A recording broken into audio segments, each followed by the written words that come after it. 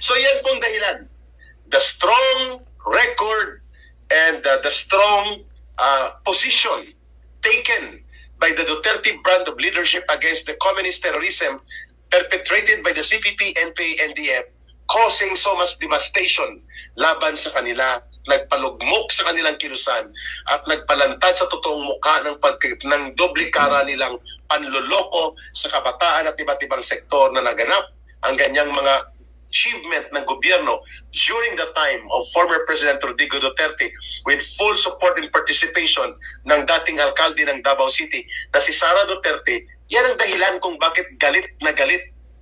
ng gagalaiti at putok-putsi po itong sila Franz Castro, Raul Manuel at Arlene Brosas sapagkat yan ay kumpas sa kanila ng pamunuan na kanilang kinaaaniban na totoong organisasyon which is the CPP, NPA, NDF.